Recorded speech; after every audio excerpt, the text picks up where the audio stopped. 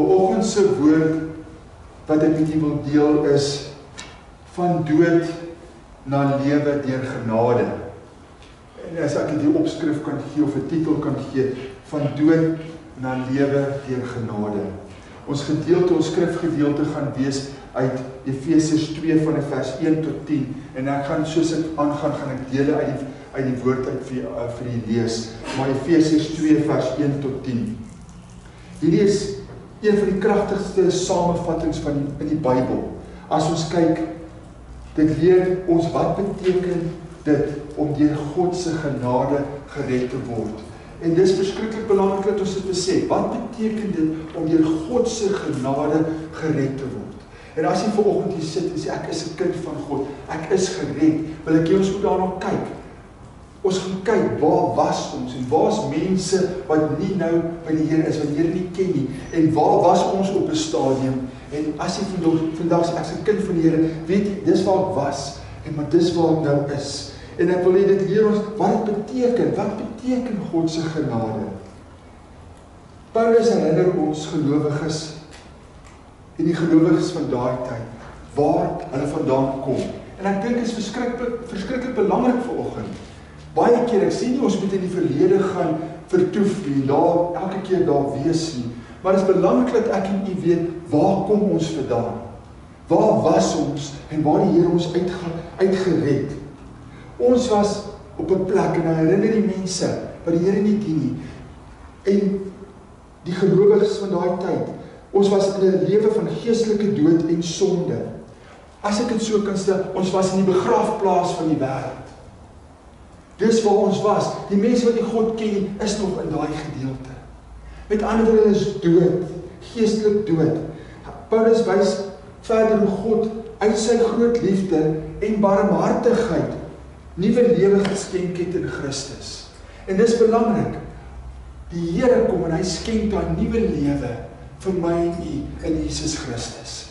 So ons was op 'n plek. Maar dan kom ons van daai plek af. Kom ons terug na 'n plek toe waar ons die Here ons uitgehaal het.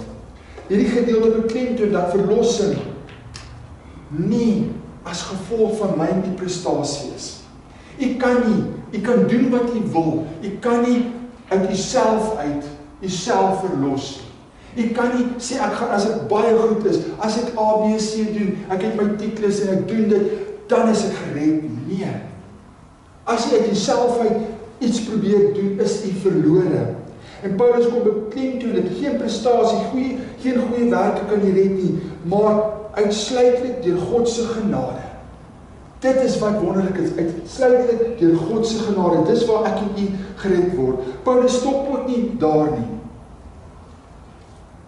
Hy sê dat wanneer u geroep is 'n kind van die Here, dan stop hy nie daar. Hy sê, dan is ons geroep tot goeie werke.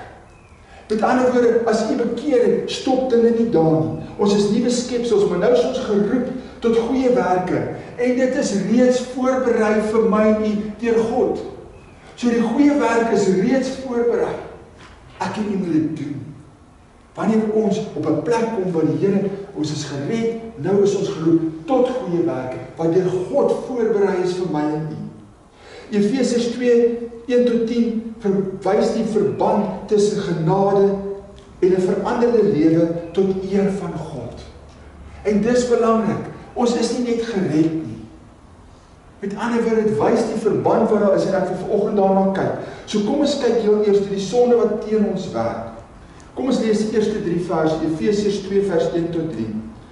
En julle het hy lewend gemaak, wat dood was deur die misdade en die sonde, waarin julle tevore gewandel het volgens die loop van hierdie wêreld, volgens die owerste van die mag van die lig, van die gees wat nou in die kinders van die ongehoorsaamheid werk, onder wie ons almal ook vroeër gewandel het, en die begeerlikhede van ons vlees, toe ons die wil van die vlees en van die sinne gedoen het, en ons was van nature kinders van die toorn, net soos ook die ander. So hierdie gedeelte kom Paulus, en hy skep ons 'n prentjie vanoggend, van die verskriklike geestelike toestand van die ongeredde mens. Hy kom en hy gee vir ons 'n prentjie vanoggend. En ons is vandag, ek glo, as jy nie 'n kind van die Here is nie, moet jy met my praat daai tyd, of met iemand praat. Jy kan nie uitgaan as jy nie 'n kind van die Here is nie, want die oomblik vanaf kan te laat wees. Maar vanoggend as ons kom en ons verklaar, ons is kinders van God, ons is gered, ons is weergebore. Paulus kom en hy wil vir ons 'n prentjie skep van hoe ons was en hoe die mense is wat in die wêreld is, wat God nie wil aanneem nie, wat nie kinders van hom is nie. Hy kom en hy skep hierdie prentjie vir ons. Hy sê vir ons, so 'n persoon is dood. En dit is kragtig om dit te dink. So 'n persoon is dood. En is nie fisies dood nie, want in hierby bedoel natuurlik is geestelike dood. Dit wil sê, en as jy dood is jy dood. Jy kan nie verstaan wat om jou aangaan nie. Geestelik, persoon wat geestelik dood is, het geen geestelike, as ek het so kan sê, hy is nie verstaan nie, hy is geestelik dood en hy verstaan nie, en hy waardeer nie wat ons het nie. Hy waardeer nie die geestelike dinge nie. Met ander woorde, ek is geestelik dood, die kerk is sinneloos. Om kerk toe te kom is net 'n gemors van tyd, dis sinneloos.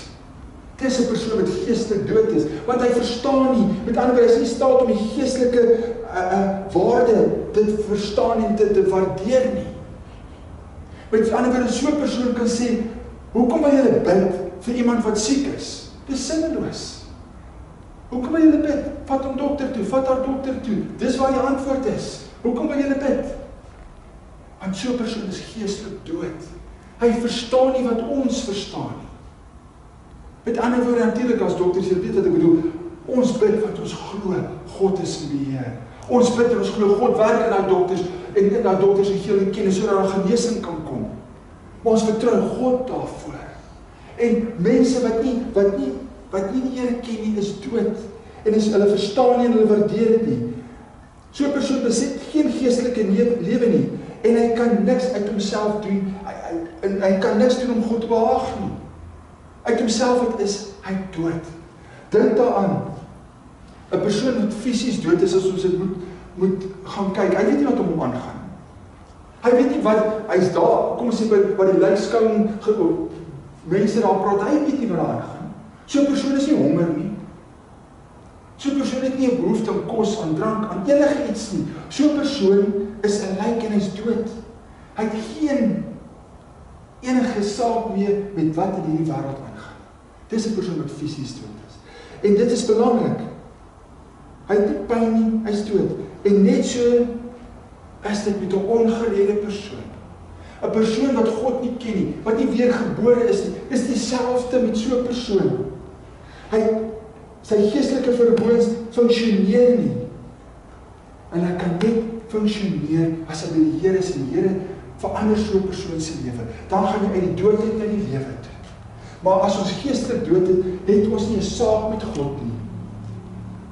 Die oorsaak van hierdie geestelike dood is oortredings en sonde. Romeine 6:23 sê, want die loon van die sonde is die dood. En wanneer ons kyk na hierdie dood, in die Bybel beteken dit ook skeiding. Met ander woorde, ons is geskei van God. Ons het daai skeiding. Nie net fisies nie, maar geestelik. En gaan kyk, ons is geskei van God. Jesaja 59 vers 2. Maar julle ongeregtighede het 'n skeidsmuur geword tussen julle en julle God. En julle sondes het sy aangesig vir julle verberg, sodat hy nie hoor nie. En ek het hierdie deel gaan dink en is dit nie groot nie. Kyk na daai vers. Dis 'n skeidsmuur. En God hoor nie. Dit is as ons geskei is van God. Ons is dood en die Here kom. Ons ongeregtighede is tussen ons en God. Ons sondes. Hy het gekom en God het sy aangesig van ons weggedraai. En hy hoor nie ons. En dit is wat die sonde bring. Dit is as jy dood is. as jy dood is, as jy op 'n punt gekom het gesê, ek lewe my lewe in hierdie wêreld, ek gee. Stel nie belang. Dan is ons dood. Volgende wys Paulus ook, so 'n persoon, sy karaktereienskap wat in die wêreld is wat dood is, of wat die Here nie, hy is ongehoorsaam. En die ongehoorsaamheid van die begin af, geestelike dood, die ongehoorsaamheid daai geestelike dood begin. Kyk na die volgende, in Genesis 2:17, op die dag dat jy daarvan eet, sal jy beslis sterf. Dit was God se woorde aan Adam en Eva. Jy sal sterf. Kyk wat sê die vyand. Satan kom en hy sê, Genesis 3:4, julle sal nie sterf nie. En dis waar die ding begin het. Die ongehoorsaamheid, Adam en Eva se ongehoorsaamheid. Hulle was ongehoorsaam en dit gaan deur die tye heen. Ons ongehoorsaamheid aan God. Dit is ons karaktereienskap van mense wat sê ons stel nie belang in God nie. Ongehoorsaamheid en ons is gelukkig om in daai ongehoorsaamheid te wees. Daar's geestelike dood. En uiteindelik was die fisiese dood begin. Toe Adam en Eva gesondig het. En sedertdien lewe mense in ongehoorsaamheid teenoor God. Ons besluit wat ons waarheid is. En ons is ongehoorsaam wat God vir ons sê. Hy sê vir ons wat hy van ons verwag. In sy woord is ons leiding. In sy woord sê hy wat hy van ons verwag. En ons besluit nee. Ek sal ongehoorsaam wees daaraan. Ek sal dit verdraai om my eie waarheid te skep. Daar is 3 kragte wat die mens aanmoedig in sy ongehoorsaamheid. En dit is die hele preek op sy eie, daar gaan nie op ingaan nie, maar dit is ons vlees, dit is die wêreld en dis Satan. En dit is God se vyand. Is dit 'n wonder dat die onverloste persoon ongehoorsaam is aan God? Nee, want ons gee oor daaraan. Ons vlees, die wêreld, Satan. Dis waar ons oorgee en daarvolgens lewe ons. En die verlore mens kan nie sy eie aard verander nie. As jy verloor is, jy kan nie eie aard verander. Jy kan nie jou vlees verander nie. Jy kan nie die wêreld of die duiwel oorwin of verander nie. Die verlore mens het hulp nodig. Van buite af. En dis wat ek en u nodig het. Ons het hulp nodig om elke dag te lewe. Maar ons is anders as jy kind van die Here is. Het u binne u die Heilige Gees. En dit help ons om deur hierdie dag te kom. Elke dag het ons dit van God nodig. Die Here is daar. Die verlore mens het hulp van buite nodig. En kan net van God afkom. Verder, die karaktereienskap van 'n mens wat teen God is hy is verdorwe. Die verlore sondaar leef om die begeertes van die vlees te behaag. Dis wat hy doen. Die begeertes, dis my vleeslike begeertes. Ek gaan dit doen om my vleeslike begeertes te behaag. Dis wat ek wil doen. Niemand gaan my stop nie. Dis wat ek doen, dis hoe ek is. Ek is gemaklik daarmee en ek gaan dit doen en ek sal dit bly doen. En dit is wat Paulus hier so sê. So 'n persoon se dade is sondig omdat sy begeerte sondig is. So hy begeer en hy doen dit. En dis sy begeerte. En dan wat gebeur? Sy dade is sondig. Sy begeertes is teenstrydig met wat God sê. So 'n persoon kan eenvoudig niks doen om verlossing te verdien of aan die hoë standaarde van God se heiligheid te voldoen nie. Want so 'n persoon kan nie op sy eie nie. Ek stel nie belang in God nie. So ek doen my ding. Jesus het gesê dat verlore sondaars, Jesus kom en hy sê, verlore sondaars kan goed doen. Hulle doen selfs goed vir hulle kinders. En dis belangrik, jy gaan kyk Lukas 6:33, Lukas 11:13, waar hulle kan niks geesteliks goed doen om God te behaag nie. Niks nie. Wat kan ek en u uit onsself uit doen om God te behaag? Niks nie. As u dink u kan uit jouself uit iets doen om God te behaag, dan maak jy 'n groot fout. Verder, hulle is verdoem van nature, kinders van toorn, by daad, kinders van ongehoorsaamheid. Die ongeredde persoon is reeds veroordeel, Johannes 3:18. Hy is reeds veroordeel. Die vonnis is uitgespreek, maar God in sy barmhartigheid het dit uitgestel. En dis waarom daar bekering kan kom. Daar's verandering, jy kan vandag verander, ons kan vandag terugdraai, want God se die straf is daar, maar hy het dit uitgestel. Want hy is barmhartig. 2 Petrus 3:8-10. En ons kan self daarvan getuig. Dink aan, was God nie was nie. Hoe groot is God se genade vir my nie?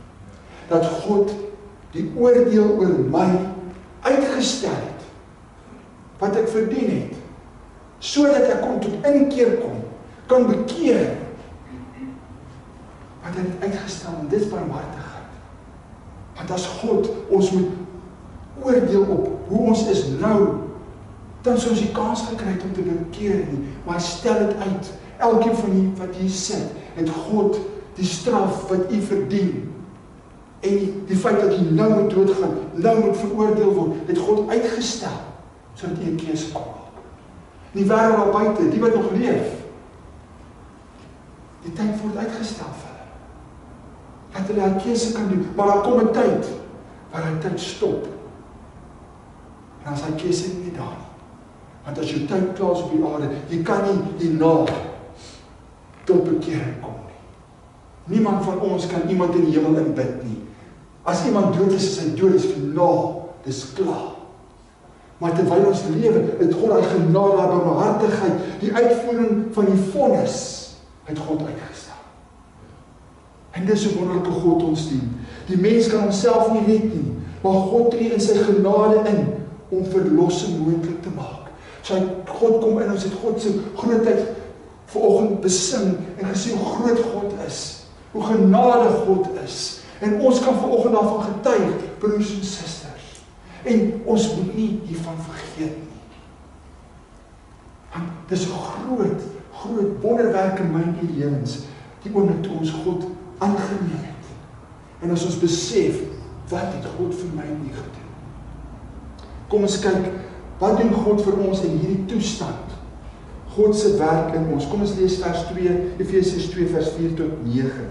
Maar God, wat ryk is in barmhartigheid, het ons deur sy groot liefde waarmee hy ons liefgehad het, ook toe ons dood was, deur die misdade, lewend gemaak saam met Christus, uit genade is julle gered, en saam opgewek, en saam laat sit in die hemelse, in Christus Jesus, in hemele, in Christus Jesus, sodat hy in die eeue wat kom, kan betoon die uitnemende rykdom van sy genade in goedertierenheid oor ons in Christus Jesus. Want uit genade is julle gered deur die geloof, en dit is nie uit julle self nie, dit is die gawe van God, nie uit die werke nie, sodat niemand mag roem nie. Kom ons kyk, as ons na hierdie verse kyk, ons het die eerste 3 gekyk, want die volgende paar verse kan ons sien, die fokus skuif nou na God toe. En ons kan dit sien. Ons sien hier 4 aktiwiteite wat God namens sondaars uitgevoer het, om hulle van die gevolge van hulle sondes te red. Wat het God gedoen? En dis belangrik. Ons was in 'n verlore toestand, maar God het goed gedoen. Wat het God gedoen? Ek wil hê ons moet daarna kyk. Eerstens, hy het ons lief gehad. En ons kan baie kere kom en sê, ons besef nie altyd God se liefde vir ons. God het ons lief gehad. Liefde is een van God se attribute. God is liefde. Maar in hierdie geval, moet u kyk, dit was, as dit verband hou, God se liefde, as dit verband hou met die sondaar. As God se liefde verband hou met ons wat sondaars, wat verlore was, as ons daarna kyk, word dit in genade en barmhartigheid gewas. So God se liefde teenoor die sondaar is genade en barmhartigheid. En God het genade en barmhartigheid gewys. Met ander woorde, God is ryk aan barmhartigheid. Efesiërs 2:4 en aan genade 2:7. Met ander woorde, God is ryk aan barmhartigheid en aan genade. En hierdie rykdom maak dit moontlik vir ons om gered te word. Omdat God ryk is in barmhartigheid en in genade, was dit moontlik vir my en u om gered te word. Is dit vanoggend moontlik vir enige persoon wat terugdraai na God toe om gered te word? As hy die keuse maak vir Jesus Christus. Want God is nog steeds vanoggend genadig. En God is nog steeds vanoggend barmhartig. En dit is die God wat ek in die vanoggend dien. Maar nie op my voorwaarde en op u voorwaarde. Ons moet na God toe kom. Ons moet nie God afbring na ons toe. Sê Here, dankie vir die genade. Dit is my voorwaardes waarmee ek na u toe kom. Ek sal my voorwaardes waarmee ek na u toe kom sal ek hou, maar dankie vir u genade. Dis nie wat God sê. So dis totale al oorgawe en oorgee aan God en sê Here, ek wil doen wat u sê. Ek wil doen wat u van my verwag. En dit is God se genade en barmhartigheid vanoggend. Hy in sy genade vanoggend weerhou God die ewige straf van my en u. En Jesus en God vat dit en Jesus neem dit op homself. En dit is wat ek en u vanoggend kan besef, broers en susters. God vat dit wat my en u toekom vanoggend en hy neem dit op homself. Dis die straf. Ek en u verdien die straf. Maar God vat dit en hy in sy genade, in sy barmhartigheid, vat hy daai straf en hy sit dit op homself.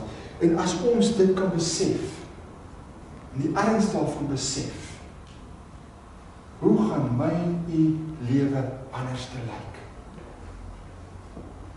As ek en u kan besef hoe groot God se genade vanoggend is, hoe sal ek en u anders te lewe? Deur God se barmhartigheid vanoggend skenk hy vir my en u die ewige lewe. En dis alles moontlik gemaak vanoggend deur Jesus Christus aan die kruis. En ek wil hê ons moet dink aan die volgende. Dink aan Golgotha. Op Golgotha kom die Here en hy wys sy haat vir die sonde. Maar hy wys ook sy liefde vir die sondaar. En dit moet my en u net stil laat raak. Dit is God, 'n regverdige God. Hy haat sonde. Maar vir my en die sondaar het hy so lief. En Jesus het daai prys betaal. Romeine 5:8. Maar God bewys sy liefde tot ons daarin, dat Christus vir ons gesterf het, toe ons nog sondaars was. En God kom verder, hoe verander ons? Hoe verander God ons? Hoe het hy sy liefde verder, of hoe wys hy vir ons, hoe lief hy ons het, en hoe het hy ons verander? Hy het ons opgewek. Met ander woorde, God het gekom en hy het ons lewendig gemaak. Onthou, ons was dood, geestelik dood. Maar God kom en hy haal ons uit die dood uit, hy maak vir my en u lewendig. Vanoggend is ons nie geestelik dood nie, maar geestelik lewendig. Hy het hierdie geestelike opstanding bewerkstellig deur die krag van die Heilige Gees. Die Heilige Gees kom in ons en ons het die krag, lewendige krag vanoggend, want ons is lewendig. Ons is nie meer dood nie. Ons is nie in die begrafplaas van die wêreld nie. Ons is vanoggend lewendig. Hierdie opstanding uit die dood is 'n geestelike opstanding. Wanneer ek en u hoor, besluit en God aanneem, weergebore is, dan kom ek en u, dan kom ons uit die dood uit na die lewe toe. En ek en u vanoggend en die Heilige Gees maak dit moontlik. Johannes 5:24, Voorwaar, ek sê vir julle, wie my woord hoor en hom glo wat my gestuur het die ewige lewe en kom nie in die oordeel nie, maar het oorgegaan uit die dood na die lewe. En hierdie moet vir my opgewonde maak vanoggend. Ons is nie meer geestelik dood nie. En omdat ons nie meer geestelik dood is nie, kan ons nie meer in die geestelike begeertes wat ons voorheen in was, lewe nie. Ons moet nie daarin lewe nie. En wat as ons val? Wat as ons sondig? Staan op, keer terug na God, vra vir vergifnis en draai terug en gaan aan. Dis elke dag, elke oomblik se besluit wat ek en u moet neem. En God kom en hy het ons verhef. Ons is saam met Christus uit die dood opgewek. Gelowiges is geestelik in die hemel geplaas waar Christus is. Met ander woorde, ons is nog op die aarde, maar ons het hemelse blyplek, ons het nou gesing, die Here berei vir ons 'n plek voor. Die Here berei vir ons 'n plek voor. Ons gaan wees waar hy is. Ons is nie net meer aardsbewoners nie, maar ons is burgers in die hemel. Dis waar ons burgerskap is. En Petrus skryf dit ook. Daar's 'n testament. En daardie testament van my word bewaar deur God. Dis ons sekerheid. Niemand kan dit wegvat nie. Niemand kan kom steel nie. Dis iets op aarde nie. Ons testament, God bewaar dit. God bewaar dit. So, wanneer ek en u klaar is met hierdie aarde, en ons is by God, gaan ons met sekerheid weet, ons burgerskap is in die hemel. Hy bewaar ons. Ons is bestem vir die ewigheid. God bewaar elkeen van u wat glo. As jy vandag kom en sê, ek is 'n kind van die Here, ek het hom aangeneem, is waarlik, u dien God vanoggend. Jy sien net, ek is 'n Christen. U het waarlik bekeer. U is weergebore in die lewe getuig daarvan. Vanoggend weet u vanoggend met sekerheid waar die ewighede gaan. Aangesien ons nie deur ons goeie werke gered is nie, kan ons nie deur ons sonde verlore gaan. So, wat ek bedoel daarby, jy moet dit duidelik hoor, dit beteken ja, ek het sonde kan aangaan. Nee, dit beteken die sonde wat ek doen, as ek dit bely, en ek vra Christus en God vir vergifnis, is my sondes vergewe. En daai sonde kan u nie weghou nie. Daai sonde kan die offer is betaal, so daai sonde kan u nie weghou van God nie. Maar as ek sê, dis my sonde, ek aanvaar dit, en dankie, ek gaan dit doen. Dan, wat se vergifnis is daar vir daai sonde? Is daar vergifnis, want jy wil dit nie bely nie, jy wil dit nie los nie. Ons moet ons sondes bely voor God. Ek en u moet ons sondes bely voor God. En dan, werke kan ons in die hemel bring. Sonde kan ons nie daarvan keer nie, as ons reg daarmee handel. Genade beteken verlossing. Genade beteken verlossing. Ons is los van enige verdienste. Ons is heeltemal op werke van ons kant af. Dis genade. Jy kan nie genade verdien nie. Jy kan nie werk vir genade vanoggend nie. Niks wat jy doen nie. Genade was 'n geskenk van God af. Ons kry nie wat ons verdien nie. God kom en hy gee vir ons wat ons nie verdien. Die ewige lewe. Jy kan nie daarvoor werk nie. Genade beteken dat God alles doen ter wille van Jesus. Ons verlossing is die geskenk van God. Sonde het teen ons gewerk, maar God het vir ons gewerk. Sonde kom en wil ons vernietig. Sonde vernietig, maar God kom en God kom haal ons uit.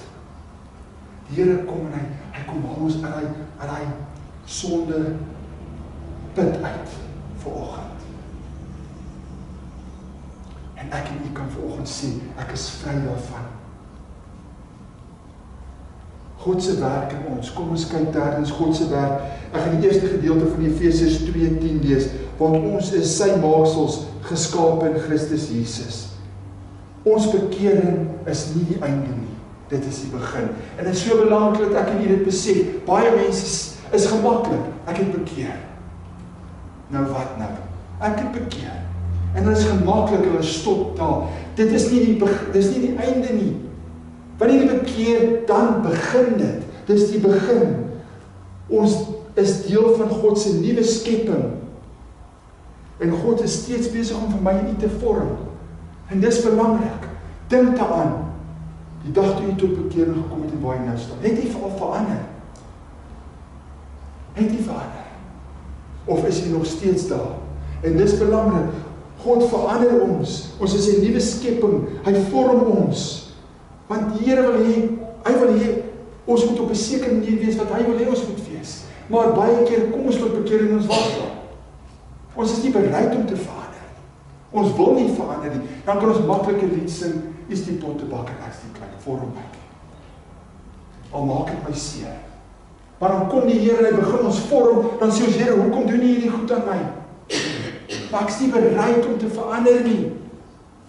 En van bekering is daar, dit moet oorgaan. Ons is deel van God se nuwe skepping. Sy doel is om ons meer soos Christus te maak, Romeine 8:29. Maar hoe werk God in ons? Deur die Heilige Gees, Filippense 2:13. Want dit is God wat in julle werk, om te wil sowel as om te werk na sy welbehae. So ons, ek en u, is skepsels van God. God het ons gemaak, hy het die reg om ons te wil verander, soos wat hy wil. Is daar goed wat jy moet los? Nee, ek wil nie, dis my, ek betroetel daai dele. Maar dan kom die Here en sê, los dit, maar ek kan nie, ek gaan nie. Dan kom die Here en sê, hoekom wil jy nie gehoorsaam wees aan my nie? En die Here wil kom en hy wil ons verander vanoggend. Christus rus ons toe vir ons wandel en ons werk op hierdie aarde. Met ander woorde, om dit te daar's baie voorbeelde hoe ons is op hierdie aarde. Wat het ek en u vanoggend? Dat ons weet wat moet ons doen? Waarna kan ons gaan om te weet ek moet die volgende doen? Wat moet ek? Waartoe kan ek gaan? Ek is nou gered, ek is bekeer, nou wat nou? Waartoe gaan ek? Gaan na die woord van God toe.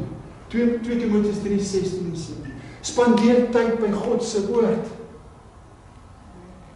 Ons het in die begin van die jaar daai botteltjie, ek weet nie of jy dit kan onthou vir die wat hier was.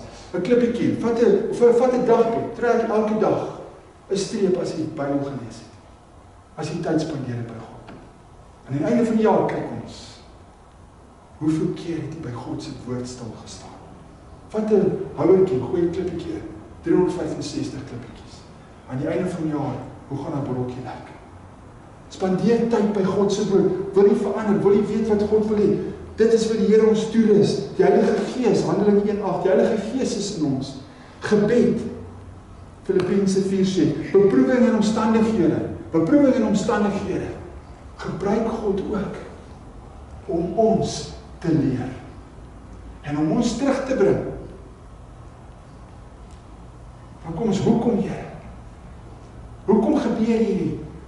Is God nie besig om dit te gebruik in ons lewens nie? Maar is nie lekker nie? Ja, dit is nie lekker. Maar gebruik God dit nie in my en die lewe om te sê, waarom doen jy dit? Hoekom doen jy wat jy doen? Is dit nie so nie? Ander gelowiges, dis waarom ons hier so is vandag, Efesiërs 4:11-12. Ons is hier vanoggend om in die teenwoordigheid van ander gelowiges te wees. Ander gelowiges wat my nie opbou. Ander gelowiges wat in liefde vir jou sê, waarmee is jy besig? En dit is wat ek en u soos. En baie kere skram mens weg en sê, o nee, ek kan dit nie sê. En die wonderlike woord, ons oordeel. Ons oordeel as ons die waarheid praat. Is dit nie? Hoor ons nie baie keer nie. Ons oordeel nie. God oordeel. Maar het ons die reg om vir iemand te sê, waarmee is jy besig? God se woord sê die volgende, waarmee is jy besig? Het ons daai reg? Dis waarom ons as gelowiges hier so is. Ons moet mekaar opbou. Maar ons kan ook mekaar teregwys in liefde. Nie om mekaar te slaan nie, nee, dis nie ons doel nie. Ons is hier om mekaar op te bou. Dis hoekom ons vanoggend hier by mekaar is. Het jy nood vanoggend, het jy nie nodig dat iemand net 'n drukkie gee? Natuurlik, ons is hierso. Kan ons saam met iemand in smarte sit en huil saam met iemand in opregtheid? Ja. Maar as ons iemand in liefde terug probeer bring en daai persoon raak kwaad en sê, julle oordeel my, dan moet ons daai persoon moet dalk in sy hart gaan kyk. Waarmee is hy besig? Waarmee is hy besig? En dit is my en die verantwoordelikheid. Maar ons is nie mekaar seer te maak nie, nee. Ons is nie mekaar lief te hê. Want wat sê God so? Want dan kan ons so 'n bring terugwen. En ons kan keer dat daar menigte sondes volg. Ons kan so 'n persoon in liefde terugbring. En wanneer ons so 'n persoon in liefde terugbring, dan groei ons. En dit is wat die Here vir ons gegee het, ander gelowiges, in ons geestelike gawes. Elkeen van ons het geestelike gawes. Ons het gister gekyk in die kort toetsiekie ding wat ons gedoen het. Ons almal het. Die Here het ons elkeen toegerus. En u moet dit gebruik. Want so bou ons die gemeente op. Te veel Christene dink dat bekering die enigste belangrike ervaring is. En daar volg niks. En dit moet ek nie besef, dit is nie die enigste belangrike. Natuurlik is het belangrik tot bekering gekom. Maar as jy tot bekering kom en jy sit, is daar 'n groot vraagteken. Waarmee is jy besig? En dis wat ons moet vra. Jesus Christus word nie net ons redder nie. En dis belangrik. Hy is nie net ons redder nie. Is hy die koning van die lewe? Is Jesus Christus vanoggend die koning van die lewe? En ons moet onsself hy vraag afvra. Hy is nie net my redder nie. Dis meer as dit. Natuurlik is wonderlik, ek is gered uit die gemors uit. Ek is vir ewig by hom. Hy het my gered, maar is hy die koning van die lewe? En as hy gered het, wat nou? Hy kan ook nie deur ons werk terwyl hy nie in ons is. So, wat u nie het nie, kan u nie gee nie. En dis belangrik, as u niks in u het nie, kan u tog niks gee nie. So as u in die hart leeg is, ek het die Here, ek het bekering gekom en dis waar het stop. U doen niks van u kant af, u groei nie, u leer nie. Wat het u om dan te gee? Maar as u kom en u sê, ek is ernstig, radikaal vir God. En Here, sal u my gebruik? Sal u my vul met meer en meer kennis, met meer wysheid, met meer empatie? Wat ook al u nodig het, sodat u dan gebruik kan word, maar wat u nie het nie, wat u in u is nie, kan u tog nie gebruik nie. Hy kan slegs deur ons werk, as ons in hom bly wandel. Die Here kan slegs in ons werk, as ons in hom bly wandel. En broers en susters, dit is so maklik in hierdie lewe. Het ek het al gesien. En het ons het al gesien. En ons moet daarteen waak self. Die wêreld kan ons maklik net bietjie wegtrek. Ek het 'n harde week gehad. Ek kan nie kerk toe kom. Ek sal later maar ietsiekie luister. Ek het 'n harde week gehad. Week 2, week 3, week 4.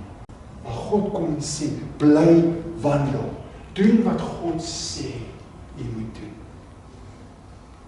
Die laaste gedagte, God se werk deur ons. Die tweede gedeelte van Efesiërs 2:10. Tot goeie werke wat God voorberei, sodat ons daarin kan wandel. Met ander woorde, wat beteken dit? Ons is nie deur goeie werke gered nie. So jy was nie goed nie, hard gewerk en toe is jy gered nie. Jy is gered tot goeie werke. En ons het al baie hierdeur gegaan in Jakobus ook. Ons is maar tot goeie werke gered. Met ander woorde, ons is gered om goeie werke te doen. Die reddende geloof lei altyd tot 'n veranderde lewe. U kan nie dieselfde bly. U moet die lewe verander, broers en susters. Elkeen van ons, dag vir dag moet ons daar na kyk. Wat is daar op hierdie oomblik in die lewe, in die hart, in u, wat u weet, u daar hoort. Want u moet meer werk. Dis nie genoeg om te sê ons het geloof nie. Ons moet hierdie geloof deur ons werke demonstreer. En dis belangrik. Dis wat die Here vir ons sê. U kan sê ek het geloof. Wys dit vir my. Ek dien die Here, ek het tot bekering gekom. Wys vir my. Nie vir my nie. Wys vir God. Wat doen u? En ons moet dit demonstreer. Die Bybel praat van baie verskillende soort werke. En ons kan daarna gaan kyk. Kyk na die verskillende werke. Die werke van die wet, wat nie kan red nie. Galasiërs 2:16 en 3:11. Die werke van die vlees, wat lei tot die dood. Werke van duisternis. Dooie werk. Werke wat tot die dood lei. Die loon van die sonde is die dood. Daar is baie werke. Wat gaan opgebrand word? Wat gaan weggebrand word die dag as ons voor God staan? Dan kan ek sê, ek het vir 500 mense 'n dag kos gegee. Ek het nie God geken. Dit was werk, dit is goeie werk op die aarde. Wat gaan wegbrand? Die Here kan kom en sê, dit wat jy gedoen het in die kerk, het jy gedoen om gesien te word. Wat almal jou prys, en so fantasties jy is. Jy het jou loon weg hier. En dis wat ek in die middel kyk. Wat se werke doen ons? Wat weg gaan brand? En wat se werke gaan voor God staan? Dat die Here kan kom en sê, my goeie en getroue diensknegt. Dit het vir my gedoen. Nie vir jouself of vir mense. Dit was tot eer van God. En dis vanoggend verskriklik belangrik. Waar Paulus, die werke waar Paulus praat in 2:10, het baie spesiale eienskappe. Die eerste is die goeie werke. Goeie werke is in teenstelling met werke van duisternis en bose werke. Die nuwe mens het 'n nuwe natuur van God. Die Heilige Gees werk in ons. En ek en u vanoggend moet kyk, ons moet werk, goeie werke voortbring. Omdat ons nie deur die goeie werke gered word nie, het sommige mense kom en sê, goeie werke kan my nie red nie, goeie werke kan my nie red nie. Dan dink hulle, ek hoef niks te doen. Dis waar. Mense sê, werke kan my nie red nie, so ek doen niks. En daarom is dit belangrik, werke kan nie red nie, dis waar. Genade van God red ons, maar ons moet werk. God roep ons dat ons moet werk. Matteus 5 vers 16. Laat julle lig so skyn vir die mense, dat hulle julle goeie werke kan sien en julle Vader in die hemele verheerlik. Sien die deel, doen goeie werk, dat God verheerlik word. In hierdie gemeente, doen goeie werk, dat God verheerlik kan word. Doen die werk wat God vir julle reeds voorberei het in hierdie gemeente, in julle lewe. Doen daai werk, dat God verheerlik kan word. Geen mens moet verheerlik word nie. Ons doen nie goeie werke om onsself te verheerlik nie, maar is vir die Here. Die goeie werke uit onsself het beteken niks nie. Werke wat ons doen, gebruik God, en nie die Here kan dit gebruik. En dan beteken dit iets. Dan kan ons vir die Here werk en sê, Here, ek gee dit vir U terug. Niks wat ek doen is uit myself uit nie. Filippense 2:13. Want dit is God wat in julle werk om te wil, sowel as om te werk na sy wil. Ek sluit af. Dis God wat in julle werk. Want die goeie werke doen ons vir God, nie vir onsself nie. En ons is voorberei, God het ons voorberei vir die goeie werke, wat hy vir ons bestem het. In hierdie gedeelte wat ons vanoggend gedoen het, broers, herinner ons dat ons eers geestelik dood was. En omdat ons weet waar ons was geestelik dood, in ons lewe moet dit vir ons iets beteken vanoggend. Dit moet ook vir ons sê, dankie Here, ek lewe vanoggend. Maar God uit sy genade in Jesus Christus vanoggend het hy die duurste prys betaal. Wat kan ons vir God terug doen? Ek weet, wat kan ons doen? Nie om dit terug te betaal vir wat hy vir my gedoen het nie, maar Here, ek wil vir U werk, omdat U vir my die duurste prys betaal het. Here, ek wil nie net, ek het tot bekering gekom en hier gaan ek stop nie. Verlossing is nie uit onsself nie, of deur werk en is 'n gawe van God. Tog is ons nou sy handewerk. Ons is in Christus gered, geskep tot goeie werk. En mag ek en U dit besef vanoggend, wat kan ek vir die Here doen? Wat so goeie werke kan ek vir God doen vanoggend? En God het dit reeds voorberei, sodat ons daarom kan wandel tot sy eer. En dis wat die Here vanoggend vir ons sê. Dit is 'n ongelooflike stelling dat God vir ons goeie werke voorberei het. Wat 'n tragedie sal dit nie wees nie, om te sê ek het tot bekering gekom en ek sit. Wat van die goeie werke wat God vir ons voorberei het om te doen? Wat daarvan? En hoe sal dit anders lyk in U lewe as jy daar begin fokus en sê, Here, U het vandag vir my gesê, daar's goeie werke wat voorberei is vir my. Wat moet ek doen? Dit beteken dat God 'n plan vir ons lewens het. God het 'n plan vir die lewe. Wandel in sy pad. En vra hom, Here, wat so goeie werk het U vir my voorberei? Ek weet nie wat U wil hê ek moet doen vandag nie. Wat moet ek vir môre doen? Wat moet ek vir U doen, Here? Ek sal wandel, ek's gered uit die dood, ek lewe. Wat moet ek nou doen? En as ek en U dit begin besef, hoe gaan ons verander? En dit moet vir U baie groot impak in die lewe maak. God, die skepper van die heelal, het 'n plan, sit U naam daarby, het 'n plan met jou. En dan noem jy jouself by U eie naam. God, die skepper van die heelal, het 'n plan, en sit U naam daarby. Want dan verander die hele lewe.